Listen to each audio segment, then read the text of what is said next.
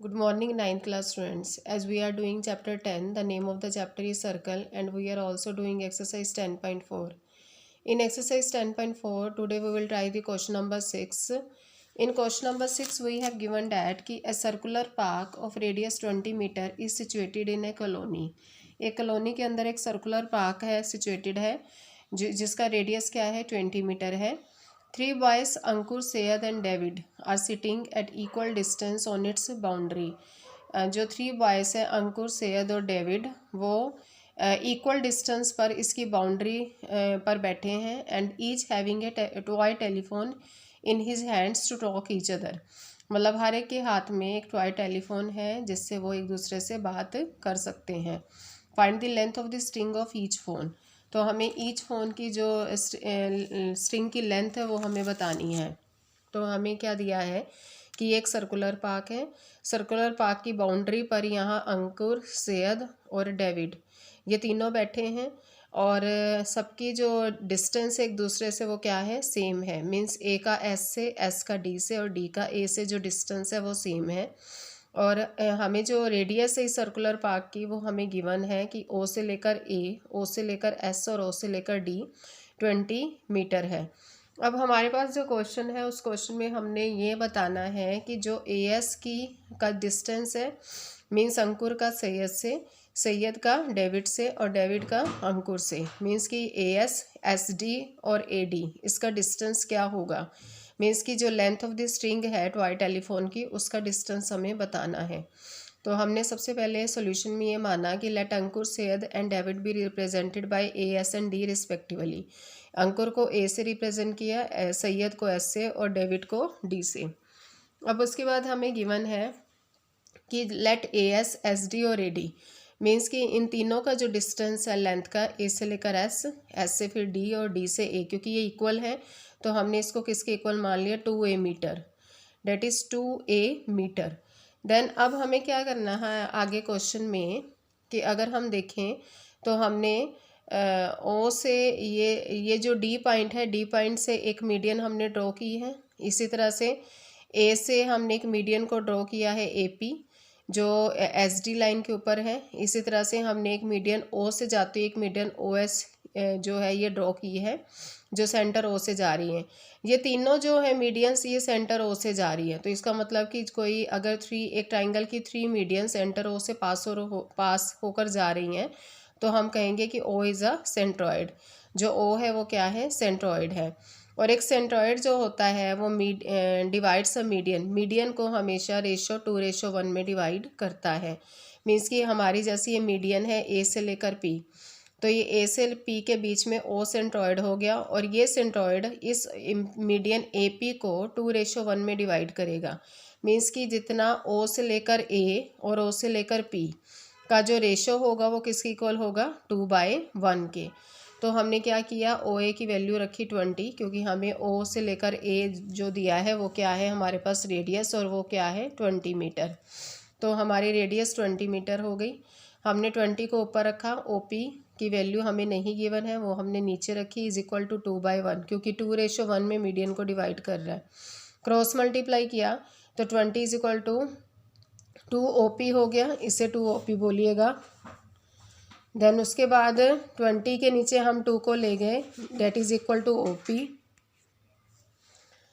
OP. Then OP की वैल्यू निकालने के लिए क्या करेंगे, 20/2, 2 से हमने 20 को डिवाइड किया, डेट इज़ 10. तो OP की वैल्यू कितनी आ गई, 10.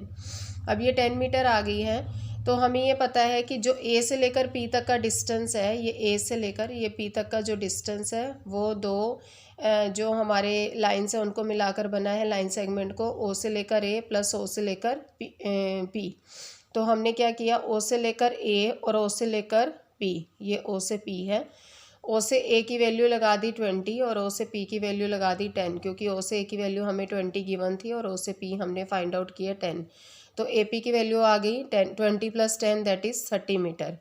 अब हम ट्राइंगल उठाते हैं, ट्राइंगल APS में, क्योंकि हमें मेन तो AS की वैल्यू को फाइंड आउट करना है. तो APS में हमने क्या बोला कि AS की स्क्वायर मीन्स हाइपोटेन्यूस की square is equal to perpendicular की स्क्वायर प्लस बेस की स्क्वायर, मीन्स AP की स्क्वायर प्लस PS की स्क्वायर. जो ए एस की वैल्यू है वो हमें ऊपर ही दी हुई है, that is equal to 2a। तो हमने ए एस की जगह क्या लगा दिया, that is equal to 2a की स्क्वायर।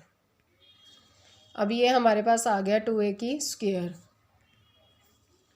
2a की square is equal to AP जो है वो हमें क्या मिल गया यहाँ से 30 की स्क्वायर प्लस PS की वैल्यू हमें नहीं पता है, क्योंकि SD हमारे पास कंप्लीट लाइन एक दी है जिसकी वैल्यू 2a है। तो अगर हम PS की वैल्यू लेंगे तो SD की हाफ होगी, डेट इज़ जो PS की वैल्यू होगी वो कितनी होगी, a। तो हमने PS की वैल्यू को लगाया, that is a means a की स्क्वायर, PS की स्क्वायर।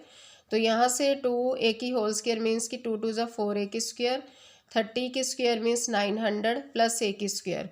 4a की स्क्वायर के साथ प्लस का a स्क्वायर इधर चला गया, माइनस का a square is equal to 900, then 3a square is equal to 900, then a square की वैल्यू 900/3 डेट इज़ 300। अब a square is equal to 300 है, तो जो a की वैल्यू होगी वो √300, क्योंकि हम स्क्वायर को उठाकर स्क्वायर रूट में बदल देंगे उधर ले जाकर। तो a की वैल्यू जो आ गई, अगर हम इसके फैक्टर करेंगे तो 10√3 मीटर हो जाएगी। बट जो रिक्वायर्ड है लेंथ हमें चाहिए स्ट्रिंग की वो है 2a, क्योंकि हमें यहाँ दिया है ना AS SD और AD लेंथ है स्ट्रिंग की। तो हम क्या करेंगे, 2a है तो 2 इंटू में a की वैल्यू 10√3 मीटर है, तो 10 2 20√3 मीटर जो है वो क्या आ जाएगी, length of the string of each phone is 20√3 meter. तो ये तो था आपका 10.4 का question number 6, that is the last question. And now next जो थ्योरम है वो बेस है कि angle subtended by arc of a circle, means एक सर्कल में एक आर्क के थ्रू सेंटर पर जो एंगल सबटेंड होता है वो कैसा होता है। तो इसके लिए हमें थ्योरम 10.8 को सोल्व करना है, जिसमें हमें स्टेटमेंट ये गिवन है कि angle subtended bye an arc of the circle is double the angle subtended bye it at any point on the remaining part of the circle. इसका कहने का मीनिंग है कि जो हमारे पास सर्कल होता है और सर्कल में जो हमारे पास एंगल सबटेंड होता है, यहाँ सर्कल है, ये मैंने केस 1 केस 2 और केस 3 ये 3 टाइप्स के मैंने सर्कल फॉर्म किए हैं। केस 1 में क्या है कि ये हमारा सेंटर है, O इज़ अ सेंटर।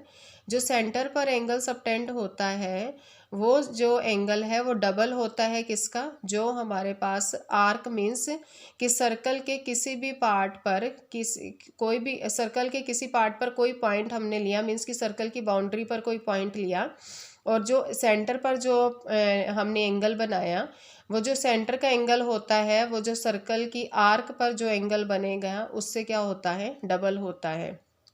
तो इस केस में हमने क्या किया कि जो आर्क लेनी है वो आर्क अब हम 3 फॉर्म में ले सकते हैं कि PQ, जैसे P से लेकर Q तक की आर्क लिया तो ये आपको देखने में पता चल रहा है, डेट इज़ माइनर आर्क।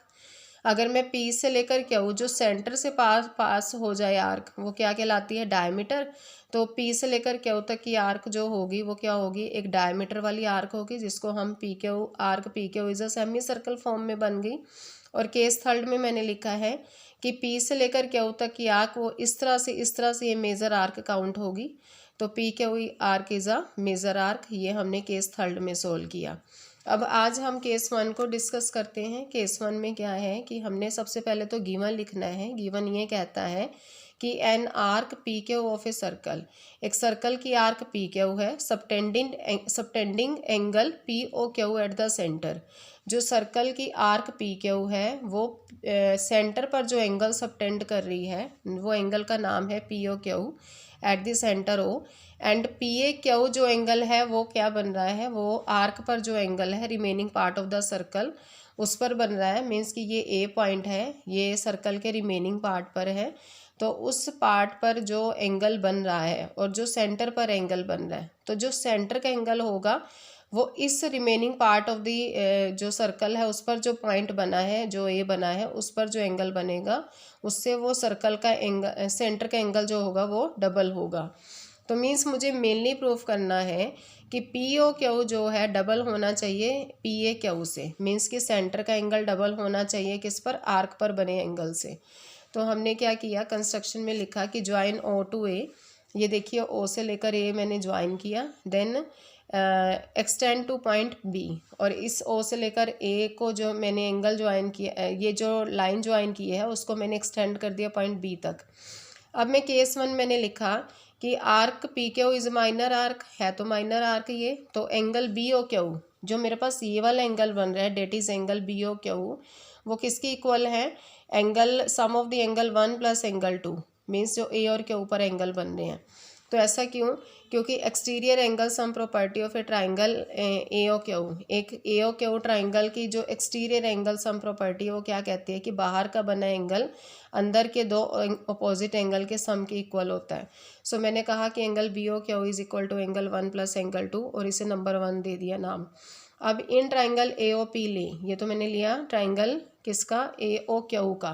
तो अब ए ओ पी में अगर देखें तो बी ओ पी बनता है, ये बाहर का एंगल है ये वाला, ये अंदर के दोनों दूर के जो दो एंगल हैं उनके सम की इक्वल होगा अपोजिट एंगल के। तो हमने क्या लिखा, एंगल बी ओ पी जो है वो एंगल 3 प्लस एंगल 4 के इक्वल होगा नंबर 2 से। बट अब हमें ये भी गिवन है कि अगर मैं ट्राइंगल ए ओ क्यू को देखूँ, ये ट्राइंगल है मेरे पास ए ओ क्यू, अगर मैं इसको देखूँ तो O A is equal to O Q होगा। अगर मैं लिखती हूँ कि ओ ए ओ क्यू की इक्वल है तो मैं ये भी लिख सकती हूँ कि एंगल 1 जो है वो एंगल 2 की इक्वल होगा। क्यों, क्योंकि एंगल 1 एंगल 2 क्या कहता है कि angle opposite to equal sides are equal. अगर किसी ट्राइंगल की 2 साइड्स इक्वल हैं तो उनके एंगल भी क्या होंगे, इक्वल होंगे। तो इसलिए हमने यहाँ पर लिख दिया कि एंगल 1 एंगल 2 के इक्वल होगा। बट अगर फ्रॉम 1 से देखें, यहाँ से देखें तो B O Q is equal to angle 1 plus angle 2 है, तो एंगल 2 की जगह इस यहाँ पर एंगल 1 पुट कर दे तो बी ओ क्यू क्या बन जाएगा, एंगल 1 प्लस एंगल 1। तो बी ओ क्यू जो बन गया वो 2 ऑफ एंगल 1 बन गया। इसी तरह से अब इधर का ट्राइंगल ले लो, ट्राइंगल ए ओ पी में अगर देखें तो ओ ए जितना है उतना ओ पी है, क्योंकि ये रेडियस है सर्कल की, तो जितना एंगल 3 होगा उतना ही एंगल 4 होगा। तो मैंने यहाँ लिख दिया कि ओ ए ओ पी के बराबर है, इसलिए एंगल 4 एंगल 3 के इक्वल है। तो यही रीज़न है angle opposite to equal sides are equal. But from 2 से देखें तो एंगल बी ओ पी किसकी इक्वल है, एंगल 3 प्लस एंगल 4 के। तो B O P is equal to angle 3, angle 4 को क्या लिख देंगे हम, एंगल 3 की इक्वल। तो angle 3 plus angle 3 that is 2 of angle 3 that is angle B O P. तो अब हम दोनों को ऐड कर रहे हैं, इसे नंबर 3 नाम दे दिए, इसे number 4, adding 3 plus 4 angle B O Q plus angle B O P which is equal to 2 of angle 1 plus 2 of angle 3। 2 बाहर कॉमन निकाला, एंगल 1 प्लस एंगल 3 अंदर, और इधर से B O Q plus B O P, अगर हम by figure देखें B O Q and B O P दोनों मिलाकर बनते हैं पी ओ क्यू। तो हमने यहाँ फाइनली लिख दिया कि that is P O Q is equal to 2 of angle 1 plus angle 3 देखा जाए तो ये यहाँ आर्क पर दोनों एंगल का सम बनता है, तो पी ए क्यू की इक्वल है ये। तो हम लिख देंगे कि एंगल पी ओ क्यू जो है वो डबल है किसके, एंगल पी ए क्यू के। तो हमें यही प्रूफ करना था कि जो सेंटर का एंगल है वो डबल है किससे, आर्क पर, remaining part of the circle पर जो एंगल बना है उस पॉइंट से के इक्वल होगा। तो एंगल पी ओ क्यू जो है वो डबल होगा किसके, एंगल पी ए क्यू के। तो ये थ्योरम्स आपने करनी है। Thank you and have a nice day.